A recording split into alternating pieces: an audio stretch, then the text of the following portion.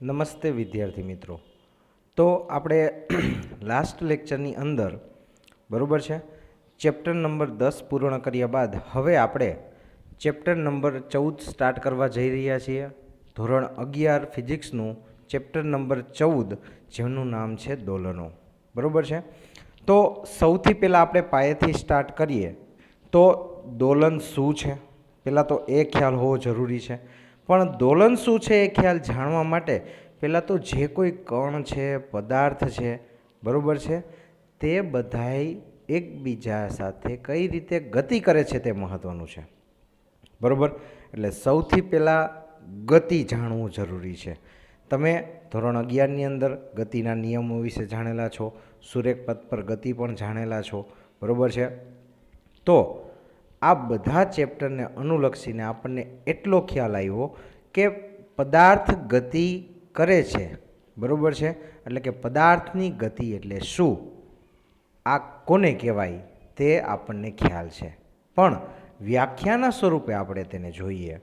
બરાબર છે. તો આપણે વ્યાખ્યા તરીકે વિચાર કરીએ તો પદાર્થ ગતિમાં છે તેમ ક્યારે આપણે કહી શકીએ તો કે કોઈ પણ એક પદાર્થ બરાબર એક નિશ્ચિત સ્થાન ઉપર રહેલો છે ત્યારે કોઈ બીજો પદાર્થ તે નિશ્ચિત સ્થાનને અનુલક્ષીને અમુક સમયગાળામાં પોતાનું સ્થાન બદલે છે. ઉદાહરણ તરીકે તમે કોઈ પણ જગ્યાએ ઊભા છો, તમારી પાસેથી કોઈ બાઇક, કાર નીકળે છે. બરાબર છે. તો તમે તો ત્યાં સ્થિર જ છો, પણ જે તે બાઇક અથવા તો કાર છે તે પોતાનું સ્થાન બદલી રહ્યો છે. એટલે સ્થાન બદલે છે અને પ્લસમાં સમયના અંતરાલે. બરાબર. તો આપણે આને શું કહેવાય તો કે જે તમે જોયું કે કોઈ બાઇક નીકળી તમારી પાસેથી તે ગતિમાં છે તેમ કહેવાય. એટલે કે તે પદાર્થ ગતિમાં છે તેમ કહી શકીએ. બરાબર છે. તો ગતિના જુદા જુદા પ્રકારો આપણે જાણવાના છે. બરાબર છે. તમે જાણો છો સુરેખપથ પર ગતિ છે, આવર્ત ગતિ છે, વર્તુળમય ગતિ છે. ઉદાહરણ તરીકે વર્તુળમય ગતિ એટલે શું તો કે સૂર્યની આજુબાજુમાં સૂર્યમંડળના જુદા જુદા ગ્રહો સૂર્યની આસપાસ એક નિશ્ચિત સમયના અંતરાલમાં પોતાનું સ્થાન બદલે છે. બરાબર. તો આપણે તેમ કહી શકીએ કે આ જે ગ્રહો છે તે સૂર્યની આજુબાજુમાં કેવી ગતિ કરે છે? વર્તુળમય ગતિ કરે છે. જેમ કે પૃથ્વી છે. બરાબર છે. એવી જ રીતે ચંદ્રનો વિચાર કરો તો ચંદ્ર છે તે પૃથ્વીની આજુબાજુમાં કેવી ગતિ કરે છે? વર્તુળમય ગતિ કરે છે. બરાબર છે. તો આવી વર્તુળમય ગતિને આવર્ત ગતિ કહેવામાં આવે છે. પણ આપણા ચેપ્ટરનું નામ યાદ રાખજો, દોલનો છે. એટલે દોલિત ગતિ પાછી અલગ વસ્તુ છે. બરાબર છે. એટલે જ દરેક પ્રકારની ગતિ સમજેલી હશે તો દોલનો એટલે કે દોલિત ગતિને આપણે અલગ પાડી શકીશું. બરાબર. નકર તેમાં કન્ફ્યુઝન થાય. એટલે સૌથી પહેલાં ચેપ્ટરનો આપણો ફર્સ્ટ પોઈન્ટ શું કહે છે? ગતિ કોને કહે છે તેના જુદા જુદા પ્રકાર જણાવો. તો આપણે ગતિની વ્યાખ્યા મુજબ જ્યારે કોઈ પદાર્થ બીજા કોઈ પદાર્થની સાપેક્ષમાં સમય સાથે પોતાનું સ્થાન બદલે તો તે પદાર્થ બીજા પદાર્થની સાપેક્ષમાં ગતિમાં છે તેમ કહેવાય. બરાબર છે. એટલે કે પોતે ગતિમાં છે. ઉદાહરણ તરીકે સૂર્ય છે તે પોતાના સ્થાન ઉપર છે. કોના માટે? પૃથ્વી માટે. ખાસ યાદ રાખજો, આ જાણવું ખાસ જરૂરી છે. સૂર્ય પોતે પોતાના સ્થાન ઉપર સ્થિર છે પૃથ્વીના માટે. એટલે પૃથ્વી તેની આજુબાજુમાં પરિભ્રમણ કરે છે. બરાબર છે. તો પૃથ્વી માટે સૂર્ય કેવો થયો? સ્થિર થયો. એટલે એ ભાઈ ત્યાં સ્થિર જ છે. પૃથ્વીએ પોતાનું સ્થાન બદલ્યું છે સમય સાથે. બરાબર. તેથી પૃથ્વી કેવી ગતિ કરે છે એમ કહેવાય? વર્તુળમય ગતિ કરે છે. એવી જ રીતે ચંદ્ર માટે પૃથ્વી કેવી છે? સ્થિર છે. બરાબર છે. ચંદ્ર પોતાનું સ્થાન બદલે છે સમયના અંતરાલે. બરાબર છે. અને ફરી પાછું જ્યાંથી સ્ટાર્ટ કરેલું હતું ત્યાં ને ત્યાં આવે છે. એટલે આવી ગતિને આપણે આવર્ત ગતિ કહી શકાય. બરાબર છે. હવે જુદા જુદા પ્રકાર જોઈએ આપણે. બરાબર કે ગતિના કયા પ્રકાર છે? એક તો સુરેખ ગતિ, બરાબર, સીધી રેખામાં જે ગતિ આવે તે સુરેખ ગતિ છે. પ્રક્ષિપ્ત ગતિ, આવર્ત ગતિ, જે હમણાં આપણે ડિસ્કશન કરેલું હતું, ઉદાહરણ આપેલું હતું, બરાબર છે, તે આવર્ત ગતિ હતી. દોલિત ગતિ, જેના વિશે આપણે ચર્ચા કરવાના છે. સરળ આવર્ત ગતિ, બરાબર, નિયમિત ગતિ, અનિયમિત ગતિ, આ બધા ગતિના જુદા જુદા પ્રકાર છે, બરાબર છે. તો હવે આપણે ખાસ સાંભળજો, આવર્ત ગતિ અને દોલિત ગતિ, આ બે ગતિમાં કન્ફ્યુઝન ન થાય એના માટે તે લોકોએ આપણને આવર્ત ગતિ વિશે પણ સમજાવેલું છે. એટલે હવે નેક્સ્ટ પ્રશ્ન જોઈએ. શું કહે છે? આવર્ત ગતિ કોને કહે છે અને તેના ઉદાહરણ આપો. એટલે સૌથી પહેલાં જેના વિશે નથી ભણવાનું ને એ પહેલાં આપણને ભણાવી દીધું, બરાબર, કે તમારા આના વિશે અત્યારે વાત કરવાની નથી, પણ તમને ખબર પડે બંનેનો તફાવત, એના માટે આપણે આ ભણીએ છીએ. ચાલો, આવર્ત ગતિ કોને કહેવાય? તો હમણાં જ આપણે વાત કરેલી હતી, બરાબર. કોઈ પણ એક નિશ્ચિત સ્થાનને અનુલક્ષીને કોઈ બીજો પદાર્થ સમય સાથે પોતાનું સ્થાન બદલે, બરાબર છે, તો તે બીજો પદાર્થ ગતિમાં છે તેમ કહેવાય, બરાબર છે. આ વસ્તુ આપણે અહીંયા વાત કરેલી હતી. હવે એના ઉદાહરણ તરીકે શું આપેલું છે? એક સરસ મજાનો ગ્રાફ આપેલો છે, સાથે સાથે સમજાવેલું પણ છે, બરાબર. તે લોકો શું કહે છે કે કોઈ એક જીવડું જે છે, બરાબર છે, તે અહીંયા પડેલું છે, એ જીવડું ઉપર ચડે છે, ફરી પાછું ત્યાંથી નીચે પડે છે, એવી જ રીતે પાછું તે જ જગ્યાએ જાય છે, બરાબર, જ્યાં પહેલાં ગયું હતું, ફરી પાછું ત્યાંથી નીચે પડે છે. તો આવી ગતિ વારે વારે રિપીટ કરે, બરાબર. એટલે જો આમાં નિશ્ચિત સ્થાન આવ્યું, બરાબર છે. નિશ્ચિત સ્થાન કયું થયું? તો કે અહીંયા એક આ પણ નિશ્ચિત સ્થાન થયું, બરાબર, કે તે અહીંયા સુધી જઈને જ પાછું આવે છે, અને બીજું આ નિશ્ચિત સ્થાન થયું કે અહીંયાથી જ તે ઉપર ચડે છે. એટલે આપણા માટે જોવા જઈએ તો આ નીચેના જે ટૂંકમાં જમીન છે, બરાબર છે, તે નિશ્ચિત સ્થાન સ્વરૂપે લઈ શકાય. સોરી, જમીન આપણને અહીંયા દર્શાવેલી છે, રેડી. આ આપણી એક્સ એટલે અંતર છે, અહીંયા દર્શાવે, આ તો સમય છે, બરાબર. તો આવી રીતે આપણે જોઈએ તો એક જીવડું ઢાળવાળા માર્ગ પર ઉપર ચડે છે અને નીચે પડે છે, પોતાના મૂળ સ્થાને પાછું આવે છે, અને આ ક્રિયાનું વારંવાર રૂપાંતર એટલે કે પુનરાવર્તન થાય છે.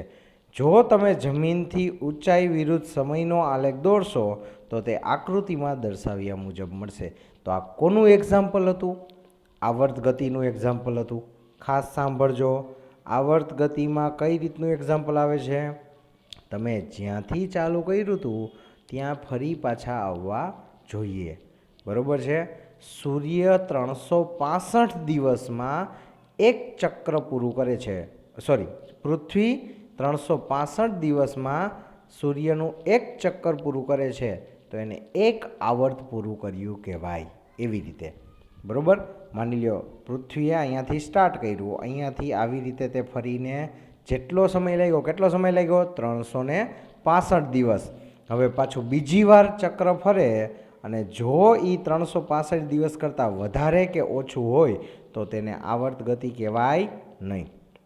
ખાસ યાદ રાખજો, આવર્ત ગતિમાં સમયને પણ ખાસ ધ્યાન રાખવાનું છે કે સમય કઈ રીતે, ટૂંકમાં આટલા સમયમાં જ આ વસ્તુ થવી જોઈએ, બરાબર. ચાલો બીજું, જો કોઈ ભાખર ભર્યા ચાલતું નાનું બાળક, એટલે કે 4 પગે નાનું બાળક ચાલતું હોય, બરાબર, એક પગથિયા ઉપર ચડે અને નીચે આવે અને આ પ્રક્રિયાનું પુનરાવર્તન કરે, તો તેની ગતિને જમીન ઉપરની તેની ઊંચાઈ અને સમયનો આલેખ નીચે મુજબ દર્શાવ્યો છે, બરાબર છે.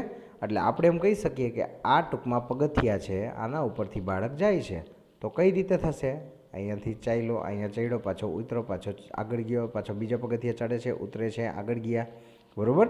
તો આવી રીતે તેને સમયનું પણ ધ્યાન રાખેલું છે, અને પ્લસમાં પગથિયા તો બધા એક જ સમાન હોય, બરાબર છે. તો એની જે ગતિ હતી તે ગતિને આપણે શું કહી શકશું? તો કે આવર્ત ગતિ.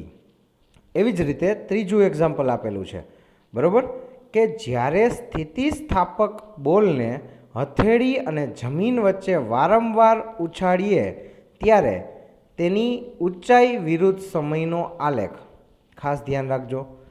હથેળી અને જમીન વચ્ચે વારંવાર ઉછાળવામાં આવે છે. એટલે બોલ લીધો તમે, બરાબર છે, બાસ્કેટબોલ હોય તો બાસ્કેટબોલને આપણે કેમ જમીન સાથે પછાડીએ, હાથ મારી મારીને, બરાબર, એ રીતની ગતિ. તો આ ગતિ કેવી છે? આવર્ત ગતિ છે. કેમ કે તમે ઉપરથી બોલને મારો છો તો એ બોલ નીચે જમીન સાથે અથડાઈને ફરી પાછો પોતાના મૂળ સ્થાને આવે છે. ફરી પાછો તમે ફટકો મારો છો, ફરી પાછો એ જ સમય લઈને તમારી પાસે આવે છે, બરાબર છે. એટલે આને આપણે કેવું કહેશું? તો કે આવર્ત ગતિનું ઉદાહરણ કહેશું. રેડી? ચાલો, એવી રીતે શું કહે છે કે આ આલેખમાં બોલ ઊંચે જતા અને નીચે પડતા ભાગો પર્વલયાકાર છે. તમે જોઈ શકો છો, આને પર્વલયાકાર કહેવાય, બરાબર છે. જે ન્યૂટનના ગતિના સમીકરણ પરથી મળે છે. જે આપણું સમીકરણ કેવું હતું? h = ut + 1/2 gt², બરાબર છે. અને નીચે તરફની ગતિ માટે h = ut - 1/2 gt², બરાબર છે. આ રીતે ટૂંકમાં ઉપર ચડતી વખતે ટૂંકમાં આ રીતનું મળે. તો આવી રીતે આપણે તેના ટૂંકમાં આવર્તીય ગતિ જે કરેલી છે તેનું સમીકરણ એટલે કે વેગ પણ જાણી શકીએ છીએ કે પ્રારંભિક વેગ કેટલો હશે, અંતિમ વેગ કેટલો હશે. અહીં બંનેમાં પ્રારંભિક વેગના મૂલ્ય જુદા જુદા છે. આ ઉપરાંત નીચેના ઉદાહરણો આવર્ત ગતિના છે, બરાબર. સીવવાના સંચાના સોયની ગતિ, ખાસ યાદ રાખજો. સીવવાના સંચાના સોયની ગતિને આપણે આવર્ત ગતિ કહી શકીએ છીએ. રેલવે એન્જિનના પિસ્ટનની ગતિને આવર્ત ગતિ કહેવાય. પિસ્ટન અપડાઉન થતું હોય. ચંદ્રની પૃથ્વીની આસપાસની ગતિ, ઉડતા પંખીના પાંખની ગતિ, બરાબર. પાંખ જેમ ઉપર નીચે એક સમયાંતરે થતી હોય છે, બરાબર છે, તેને આપણે આવર્ત ગતિ કહીએ છીએ. તો આવર્ત ગતિની વ્યાખ્યા આપણે પરફેક્ટ લઈએ તો શું કહેવાય? તો કે જે ગતિ પોતે પોતાના નિયમિત અંતરાલો પર પુનરાવર્તન કરે છે તેને આવર્ત ગતિ કહે છે. આવી ગતિમાં પદાર્થ પર પુનઃસ્થાપક બળ ઉદ્ભવતું નથી. તેથી આવી ગતિને સતત ચાલુ રાખવા સતત બાહ્ય બળની જરૂર પડે છે. જો આ ગતિ જે છે, સંચાની જે ગતિ છે, બરાબર છે, તેને મારે સતત ચાલુ રાખવી હોય તો શું કરવું પડશે? મારે પગ હલાવવો પડશે ને, બરાબર, સંચો, અથવા તો મોટરથી મારે વિદ્યુત આપવું પડશે, બરાબર છે. તો આવી રીતે મારે બાહ્ય બળ આપવું પડે આ ગતિને ચાલુ રાખવું હોય તો. દરેક આવર્ત ગતિ એ દોલિત ગતિ હોવી જરૂરી નથી. હવે જો આ પોઈન્ટ અહીંયા સમજવાનો છે કે આવર્ત ગતિ છે બધી એ દોલિત ગતિ હોય બધી, એટલે બધી એવું ફરજિયાત નથી. જેમ કે અહીંયા તમે જોઈ શકો છો, આપણે જે ટૂંકમાં કીધું કે ચંદ્રની પૃથ્વીની આસપાસની ગતિ, એને આપણે દોલિત ગતિ કહી શકીએ નહીં. શું કામ ન કહી શકાય? બરાબર. દોલિત ગતિ કેવી છે? તો કે એ તમને જે બિંદુ આપેલું છે, નિશ્ચિત બિંદુ, નિયત બિંદુ, એની કા ઉપર નીચે થવી જોઈએ. એનો મતલબ એમ આ નિયત બિંદુ છે, બરાબર.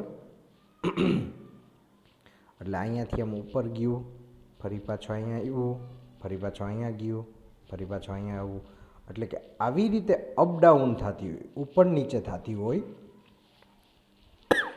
અથવા તો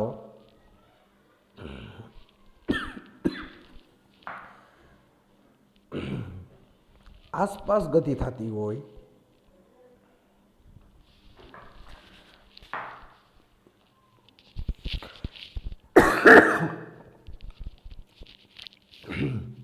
સોરી. તો આવી ગતિને શું કહેવાય?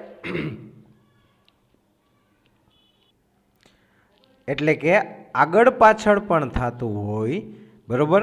એટલે કે જો આ નિયત બિંદુ કહેવાય, નિયત સ્થાન, ત્યાંથી ઉપર નીચે અને નિયત બિંદુથી આગળ પાછળ, આ બેમાંથી કોઈ પણ પ્રકાર હોય તો આવી ગતિને કેવી ગતિ કહેવાય?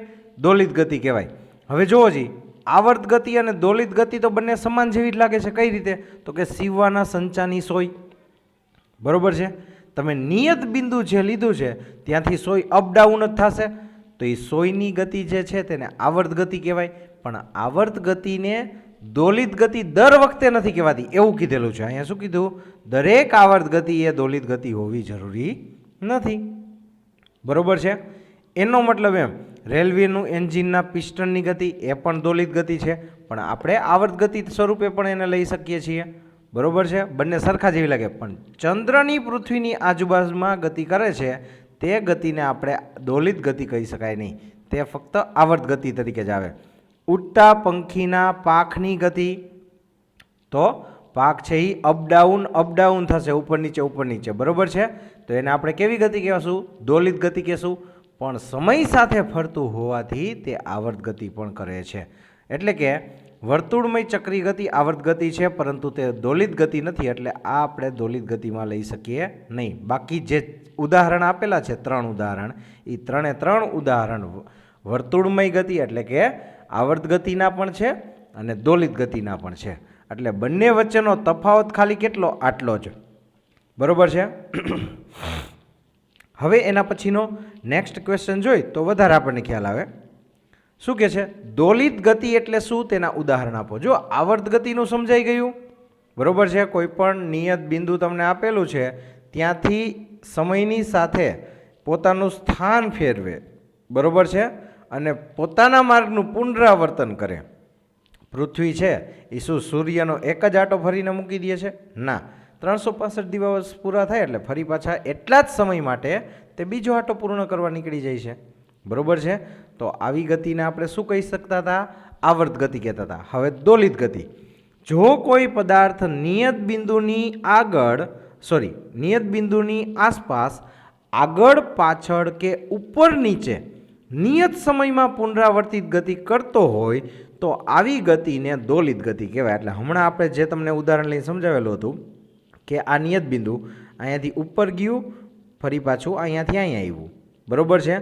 તો આવી જે ઉપર નીચે ગતિ કરે છે અથવા તો આગળ પાછળ જે ગતિ કરે છે, બરોબર છે, તો આવી ગતિને શું કહેવાય? દોલિત ગતિ કહી શકાય છે. રેડી? એનો મતલબ એમ આવર્ત ગતિ દોલિત ગતિ હોઈ પણ શકે છે, ન પણ હોય, પણ દોલિત ગતિ દરેક દોલિત ગતિ જે છે તેને આવર્ત ગતિ તો કહેવાય જ. ક્લિયર? ચાલો એનું ઉદાહરણ લઈએ દોલિત ગતિનું. પેલું, વાટકામાં મૂકવામાં આવેલ બોલ તેના તળિયે સમતોલનમાં હોય છે. હવે તમે એક ટૂંકમાં વાટકો છે એમાં કોઈ પણ લખોટી મૂકી દો. બરોબર છે. હવે પોતે સમતુલન સ્થિતિમાં છે. જો આ સ્થાનેથી તેનું થોડુંક સ્થાનાંતરિત કરવામાં આવે તો તે વાટકામાં દોલનો કરશે. એટલે કે ઉપાડીને જરીક મૂકી દો. બરોબર? એટલે લખોટી ટૂંકમાં નીચી પડે અને કેવા ટપા પડે? ટંગ ટંગ ટંગ ટંગ, એ રીતે. બરોબર? તો એ ગતિ કઈ થઈ? દોલિત ગતિ થઈ. બીજું ઉદાહરણ, સાદા લોલકવાળા ઘડિયાળમાં દોલકની ગતિ. બરોબર? જે ટૂંકમાં લોલક આવતો હતો, બરોબર, આપણે પહેલાંના જૂનાના જમાનાના ટૂંકમાં નિયર અબાઉટ 30-40 વર્ષ પહેલાં તે ઘડિયાળ આવતી હતી. અત્યારે તો તેને વિન્ટેજ થઈ ગઈ કહેવાય. બરોબર? ક્યાંય જોવા નથી મળતી, અમુક ઘરમાં જશે કદાચ. પણ તો એની અંદર જે ટૂંકમાં લોલક આવતો હતો, લટકણિયું, બરોબર છે, તે સતત ગતિ ચાલુ રાખતો હતો. એમાં મધ્યમાન સ્થાનની એટલે કે એનું જે ટૂંકમાં સ્થાન હતું, નિયત સ્થાન, તેની આગળ પાછળ જ એ ગતિ કરતો હતો. એટલે એ દોલિત ગતિમાં આવશે. ત્રીજું, સ્પ્રિંગના છેડે લટકાવેલ પદાર્થને ખેંચીને છોડી દેતા થતી પદાર્થની ગતિ. હવે તમારી પાસે કોઈ સ્પ્રિંગ છે, બરોબર છે, એ સ્પ્રિંગમાં આપણે કોઈ પણ વસ્તુ બાંધીને પછી એને મૂકી દઈએ તો એ અપ ડાઉન ટૂંકમાં ગતિ કરશે. એટલે કે ઉપર નીચે ગતિ કરશે. તો તેને આપણે કેવી ગતિ કહી શકીએ? દોલિત ગતિ કહી શકાય. આના ઉપરથી શું પોઈન્ટ છે? તો કે દરેક દોલિત ગતિ એ આવર્ત ગતિ હોય છે. હમણાં આપણે ચર્ચા કરીએ એમ દોલિત ગતિ આવર્ત ગતિ કહેવાય, પણ આવર્ત ગતિ દરેક એટલે દરેક દોલિત હોતી નથી, પણ દરેક આવર્ત ગતિ એ દોલિત ગતિ હોવી જરૂરી નથી. આવી ગતિમાં પુનઃસ્થાપક બળ ઉદ્ભવે છે અને તેથી આવી ગતિને સતત ચાલુ રાખવા માટે સતત બાહ્ય બળ લગાડવાની જરૂર પડતી નથી. બંને વચ્ચેનો મેજર ટૂંકમાં તફાવત. બરોબર છે કે આવર્ત ગતિ જે છે એને તમારે ચાલુ રાખવું હશે ને તો તમારે શું કરવું પડશે? બાહ્ય બળ આપવું પડશે, સતત ચાલુ રાખવું પડશે. બરોબર છે? એને ચાલુ રાખવું હોય તમારે તો સતત રાખવાનું. અને દોલિત ગતિમાં કેવું થશે તો કે દોલિત ગતિમાં તમારે સતત બળ આપવું નહીં પડે. હમણાં જ આપણે સ્પ્રિંગનું ઉદાહરણ લીધું હતું. તમે સ્પ્રિંગને ખેંચીને પછી મૂકી દો તો હું એક જ વાર ઉપર જઈને પાછું નીચે આવીને સ્થિર થઈ જશે? ના, નહીં થાય. બરાબર છે? એ ગતિ ચાલુ જ રાખશે, ધીમે ધીમે તે પોતે સ્થિર થશે. એટલે તમારે ફરી પાછું એને એવું કરવું હોય તો ફરી પાછું બાહ્ય બળ આપવાનું, પણ તમારે સતત બળ આપવું પડ્યું નહીં. બરાબર? એટલે શું કહે છે? આવી ગતિમાં પુનઃસ્થાપક બળ ઉદ્ભવે છે. બરાબર? તમે નીચેની તરફ બળ લગાડ્યું તો સ્પ્રિંગે ઉપરની તરફ બળ લગાડ્યું એટલે પુનઃસ્થાપક બળ થયું. પાછું સ્પ્રિંગે પોતાની તરફ ખેંચી લીધું તો પછી નીચેથી પાછું ગુરુત્વાકર્ષણ બળ લાગ્યું એટલે ફરી પાછું નીચે આવે છે. બરાબર છે? તેથી આવી ગતિને સતત ચાલુ રાખવા માટે સતત બાહ્ય બળ લગાડવાની જરૂર પડતી નથી. આ ગતિને હાર્મોનિક ગતિ પણ કહે છે. બરાબર છે? હાર્મોનિક ગતિ એટલે કે અપડાઉન અપડાઉન, આના ઉપરથી જ આપણે ટૂંકમાં નામ પડેલું છે. ઇન્સ્ટ્રુમેન્ટ, બરાબર, કયું તો કે મ્યુઝિકલ ઇન્સ્ટ્રુમેન્ટ આપણે હાર્મોનિયમ આવે છે. બરાબર છે? એમાં તાર હોય છે, ગિટાર, સિતાર. બરાબર છે? આ બધાને આપણે એકવાર તારમાં વિક્ષોભ ઉત્પન્ન કરીએ તો ટૂંકમાં આપણે તારમાં આમ જરી કાઢીએ, બરાબર, તો એમાં શું થાય છે? દોલિત ગતિ થાય છે. એટલે તમે તારને આમ અડશો તો એ ટુઈક એમ કરીને બંધ નહીં કરી દે, ટંગ, આ રીતે ટૂંકમાં મ્યુઝિકલી આપશે. બરાબર? એટલે એની અંદર ટૂંકમાં ઉર્જાનું પુનરાવર્તન થાય છે. તેથી આવી ગતિને આપણે શું કહીએ છીએ તો કે દોલિત ગતિ કહે છે. ચાલો, ત્યારબાદ આપણે દોલિત ગતિનો હવે આગળ જોઈએ. સરળ આવર્ત ગતિની વ્યાખ્યા લખો અને તેનો અગત્યનો ગુણધર્મ લખો. જો બંને કમ્પેરેટિવલી જ હાલશે. બરાબર છે? પછી આપણે પ્યોર કેમાં જવાનું છે? દોલિત ગતિમાં જવાનું છે. એટલે આવર્ત ગતિ કોને કહેવાય તે સમજ્યા, તેની વ્યાખ્યા જોઈ. બરાબર? પછી દોલિત ગતિ કોને કહેવાય એની વ્યાખ્યા જોઈ, તેના ઉદાહરણ જોયા. હવે આવર્ત ગતિમાં પણ સરળ આવર્ત ગતિ આવે છે. બરાબર છે? ચાલો તેની વ્યાખ્યા જોઈ. તો કે જ્યારે કોઈ પદાર્થ નિયત બિંદુથી સ્થાનાંતરના સમપ્રમાણમાં અને નિયત બિંદુ તરફ લાગતા બળની અસર હેઠળ નિયત બિંદુની આસપાસ સુરેખ પથ પર આવર્ત ગતિ કરતો હોય, બરાબર, તો તેવી ગતિને સરળ આવર્ત ગતિ કહે છે. જેનું શોર્ટ ફોર્મ શું છે? SHM ટૂંકમાં છે. બરાબર છે? એટલે કે કઈ રીતની ગતિ તો કે બધી જગ્યાએ જો કોઈ પણ નિયત બિંદુથી, એટલે માની લ્યો કે કોઈ એક નિયત બિંદુ તમે નક્કી કરી લ્યો, બરાબર, કે આ જગ્યા એનું સ્ટાર્ટિંગ પોઈન્ટથી સ્થાનાંતરના સમપ્રમાણમાં, એટલે કે સ્થાનાંતરના સમપ્રમાણમાં એટલે તમે જગ્યા તમારી બદલાવો છો. બરાબર છે? એ રીતે. અને નિયત બિંદુ તરફ લાગતા બળની અસર હેઠળ નિયમિત બિંદુની આસપાસ સુરેખ પથ પર આવર્ત ગતિ કરતો હોય, એટલે કે એક જ સમયાંતરે ગતિ કરતો હોય. બરાબર છે? તો આવી ગતિને સરળ આવર્ત ગતિ કહેવામાં આવે છે. બરાબર? સરળ આવર્ત ગતિ એ આવર્ત ગતિનો સાદામાં સાદો પ્રકાર છે, કે એ ટૂંકમાં ઇઝીમાં ઇઝી એનું ફોર્મ છે સરળ આવર્ત ગતિનું.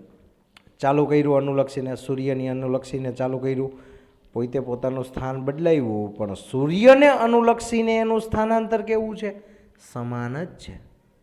બરાબર છે? સૂર્યથી પૃથ્વી વચ્ચેનું જે અંતર હોય, બરાબર છે, માની લ્યો કે આ સૂર્ય છે, આ ટૂંકમાં પૃથ્વી જે તેની આજુબાજુમાં ફરે છે તે છે, તો અહીંયાથી આટલું અંતર એ સરખું છે, અહીંયાથી આટલું અંતર પણ સરખું છે. એટલે કે પૃથ્વી જ્યારે ફરતી હોય ત્યારે સૂર્યથી એનું સ્થાન કેવું છે? નિશ્ચિત અંતરે જ છે, પણ તેમ છતાં પોતાનું સ્થાન શું કરે છે? બદલે છે. બરાબર છે? તો આ પ્રકારની ગતિને આપણે શું કહી શકાય? સરળ આવર્ત ગતિ કહી શકાય. સરળ આવર્ત ગતિનો અગત્યનો ગુણધર્મ શું છે? તો કે સરળ આવર્ત ગતિ કરતાં કણ પર લાગતું બળ નિયત બિંદુની સ્થાનાંતરના સમપ્રમાણમાં અને બળની દિશાના નિયત બિંદુ તરફ હોય છે. બરાબર છે? એટલે કે જે કાંઈ બળ લાગે છે તે ક્યાંથી ઉદ્ભવતું હોય છે? તો કે સૂર્ય. અહીંયા તો જો કે બહુ મોટી આપણે ચર્ચા કરીએ છીએ સૂર્ય અને પૃથ્વીની, તેથી તેમની વચ્ચે તો ગુરુત્વાકર્ષણ બળ લાગે છે. બરાબર છે।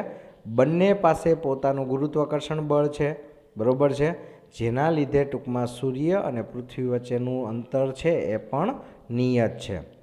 રેડી? એટલે એ રીતે ટૂંકમાં કુદરતી ત્યાં બળ ઉત્પન્ન થયું છે અને એ ગતિ કેવી છે તો કે સતત ચાલુ રહે છે। જે ગતિ સતત ચાલુ રહેતી હોય, બરાબર, તેમાં બાહ્ય ઉર્જા લગાડવી પડે। બાહ્ય ઉર્જા અહીંયા કઈ લાગે છે? ગુરુત્વાકર્ષણ બળ લાગે છે, બરાબર। ચાલો એના પછીનો પોઈન્ટ, દોલકની વ્યાખ્યા। સરળ આવર્ત ગતિ કરતા પદાર્થને સરળ આવર્ત દોલક કહે છે। જો દોલિત ગતિ, દોલક, આવર્ત ગતિ, સરળ આવર્ત ગતિ, આ બધા પોઈન્ટ યાદ રાખવા પડશે। જેમાં દોલકની વ્યાખ્યા શું છે તો કે સરળ આવર્ત ગતિ કરતા પદાર્થને સરળ આવર્ત દોલક કહે છે। જે પદાર્થ ગતિ કરે છે એને જ શું કહેવાય? દોલક કહેવાય। પૃથ્વી, સૂર્યની આજુબાજુમાં પૃથ્વી ગતિ કરે છે તો પૃથ્વીને શું કહેવામાં આવે છે? દોલક કહેવામાં આવે છે, બરાબર। રેડી? ચાલો ત્યારબાદ આપણે એના પછીનો નેક્સ્ટ પ્રશ્ન જોઈએ। હવે આપણે ટૂંકમાં આવર્ત ગતિ અને સરળ આવર્ત ગતિ આ બંને વચ્ચેનો તફાવત લઈએ। આપણે હમણાં જ એક ચર્ચા તો કરેલી જ છે, બરાબર, કે આવર્ત ગતિમાં સાદામાં સાદો જે ટૂંકમાં ગતિ કરે એ પદ છે એ કોણ છે? સરળ આવર્ત ગતિ છે, બરાબર। ચાલો શું કહે છે?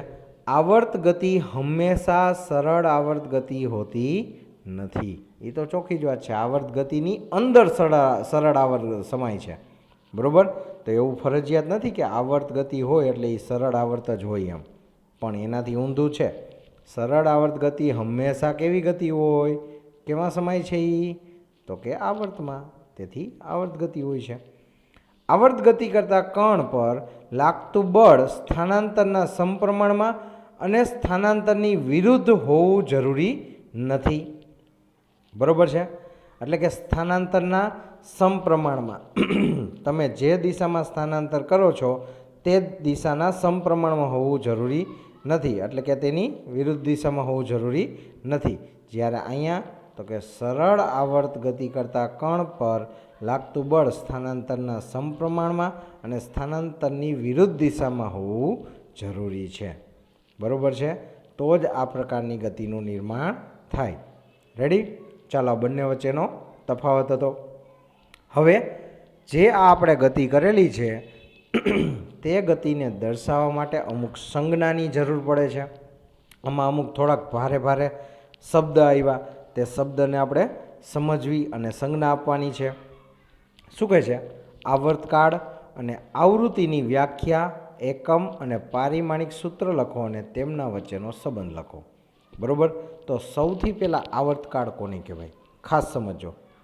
જો સૂર્યની આસપાસ પૃથ્વી ભ્રમણ કરે છે, હમણાં એક ઉદાહરણ આપ્યું હતું, પૃથ્વીએ પોતાનું વર્ષ ચાલુ કર્યું, બરાબર, એટલે પહેલો દિવસ, એ એક દિવસથી લઈને કેટલા દિવસે આખો આટો પૂરો કરશે? 365 દિવસે, બરાબર, જેને આપણે 1 યર કહીએ છીએ, એક વર્ષ કહીએ છીએ, બરાબર। તો જ્યારે કોઈ પણ કણ કોઈની આજુબાજુમાં ભ્રમણ કરતો હોય, બરાબર છે, એને એક આટો પૂરું કરવા માટે જે સમય લાગે તે સમયને શું કહે છે? આવર્તકાળ। એટલે પૃથ્વીનો આવર્તકાળ કેટલો છે? 1 વર્ષ છે। એવી રીતે ચંદ્રનો આવર્તકાળ કેટલો છે? ચંદ્ર પૃથ્વીને ક્યારે એક આટો પૂરો કરે છે? બરાબર, 15 ને 15 30, કેમ કે 15 દિવસે અંજવાળિયું, 15 દિવસે અંધારું, બરાબર છે। આવી રીતે 30 દિવસમાં કરે છે, એટલે કે 1 મહિનામાં, બરાબર।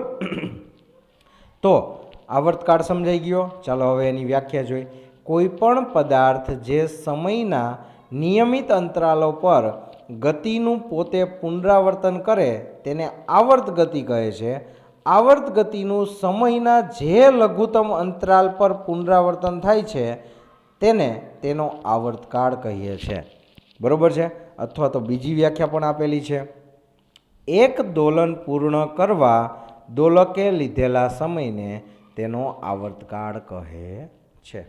એટલે કે અહીંયા આપણી આ સૂર્ય, આપણી પૃથ્વી, તે પૃથ્વી સૂર્યની આજુબાજુમાં જે પરિભ્રમણ કરે છે, એટલે કે આ દોલક થયો, પૃથ્વી છે એ, બરાબર છે। દોલકે ટૂંકમાં એક આટો પૂર્ણ કરવા માટે એટલે કે એક દોલન પૂર્ણ કરવા માટે જે સમય લીધો તે સમયને શું કહેવાય? આવર્તકાળ કહે છે. ક્લિયર? જેને આપણે કેપિટલ ટી વડે દર્શાવવાનું છે. એટલે કે આવર્તકાળને કેપિટલ ટી સંજ્ઞાથી દર્શાવાય છે. તેનો એકમ હવે એ સમય જ છે તો સમયનો એકમ શું હોય?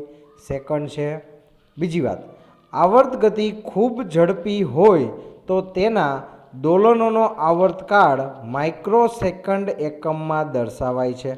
જેમ કે ક્વાર્ટઝ કંપનનો આવર્તકાળ ક્વાર્ટઝ એટલે જનરલી આપણે એમ વાત કરેલી હતી, બરાબર છે, કે જે આપણે ન્યુક્લિયસ છે, આપણે કીધું અણુ તોડો તો પરમાણુ થાય. પરમાણુને અંદર તમે જાઓ તો ન્યુક્લિયસ હોય, ન્યુક્લિયસને તોડો તો પ્રોટોન અને ન્યુટ્રોન જોવા મળે છે, બરાબર છે. અને પ્રોટોન અને ન્યુટ્રોન કરતાં પણ જે કણ છે તેને ક્વાર્ક્સ કહેવામાં આવે છે. આ ક્વાર્ક્સ જ્યારે દોલનો કરતા હોય છે ત્યારે એનો સમય કેમાં માપવામાં આવે છે? માઇક્રો સેકન્ડમાં. એટલે એટલી ઝડપથી આવા દોલનો કરતા હોય છે, બરાબર છે, કે તેને માઇક્રો સેકન્ડમાં માપવું પડે છે. એટલે કે μs 10⁻⁶ સેકન્ડના ક્રમમાં ગણવું પડે. બીજી વાત, જો આવર્ત ગતિ ખૂબ ધીમી હોય એટલે કે બુધ ગ્રહનો પરિક્રમણ આવર્તકાળ 88 પૃથ્વી દિવસ છે. એનો મતલબ શું? કે પૃથ્વીને સૂર્યની આજુબાજુ એક આંટો પૂરો કરવો હોય કેટલા દિવસ લાગે છે? 365 દિવસ લાગે છે. પણ બુધને સૂર્યની આજુબાજુમાં એક આંટો પૂરો કરવો હોય તો કેટલા દિવસ લાગે છે? તો કે પૃથ્વીના 88 દિવસ જેટલો સમય થાય. એટલે કે પૃથ્વીને 365 દિવસ લાગે છે અને બુધને 88 દિવસ લાગે છે. જ્યારે આની જગ્યાએ ખૂબ જ વધારે દિવસો લાગતા હોય તો આપણે એને કેમાં રૂપાંતર કરી શકીએ? વર્ષમાં. જેમ કે 365 દિવસ હોય તો આપણે એક વર્ષ કહીએ છીએ. એવી જ રીતે વધારે ખૂબ જ દિવસો હોય, જેમ કે હેલીના ધૂમકેતુનો આવર્તકાળ 76 વર્ષ છે. એટલે કે એ 76 વર્ષે એક આંટો પૂર્ણ કરે છે આપણા સૂર્યનો, બરાબર છે. ચાલો, એટલે આવર્તકાળ વિશે સમજાઈ ગયું. હવે આપણે આવીએ છીએ આવૃત્તિ ઉપર. તો આવૃત્તિને આપણે કઈ રીતે ટૂંકમાં ઓળખી શકીએ? કે એકમ સમયમાં થતા દોલનોની સંખ્યાને, સાંભળજો, એકમ સમયમાં થતા દોલનોની સંખ્યાને એટલે કે એફ કહેવાય આવૃત્તિ. એકમ સમયમાં એટલે કે સમય કેટલો લીધો? માની લ્યો કે કોકે તમને એમ કીધું કે 5 કલાકમાં તમે 5 આંટા પૂરા કરો છો, બરાબર છે, તો 5 5 કેન્સલ, જવાબ આવે 1. એટલે એની આવૃત્તિ કેટલી થઈ? 1ની થઈ, બરાબર છે. એટલે જે ટૂંકમાં એકમ સમયમાં થતા દોલનોની સંખ્યાને શું કહેવામાં આવે છે? આવૃત્તિ કહેવામાં આવે છે. તેની સંજ્ઞા વી સંજ્ઞાથી દર્શાવાય છે.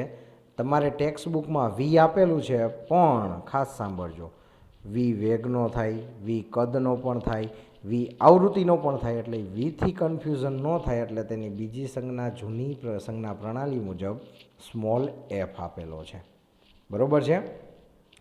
ચાલો, ત્યારબાદ એનો એકમ શું થયો? તો હવે જુઓ, એકમ ગોતવાનો છે. આપણને શું કીધું?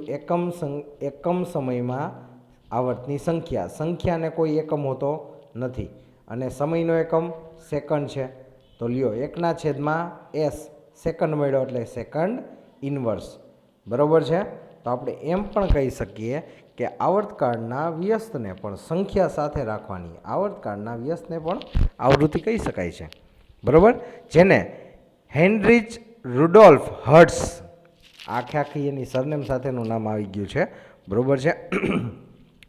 હર્ટ્ઝ નામનો જે સાયન્ટિસ્ટ હતો તેને આવૃત્તિની શોધ કરેલી હતી. એટલે કે આવૃત્તિની સંજ્ઞાને હર્ટ્ઝ કહેવામાં આવે છે, સોરી, એકમને હર્ટ્ઝ કહેવામાં આવે છે, જે તેના નામ ઉપરથી HZ વડે દર્શાવવામાં આવે છે. એટલે 2 એકમ થયા, એક તો સેકન્ડ ઇન્વર્સ, બીજો હર્ટ્ઝ, બરાબર છે. અને 1 હર્ટ્ઝનો મતલબ શું થાય? તો કે 1 દોલન પ્રતિ સેકન્ડ. એટલે કે એફ બરાબર જો તમને 1 મળતું હોય, બરાબર છે, તો એનો મતલબ શું થાય? તો કે 1 આટો પૂરો કર્યો 1 સેકન્ડમાં, એટલે 1 1 કેન્સલ, વૈધા 1, બરાબર છે.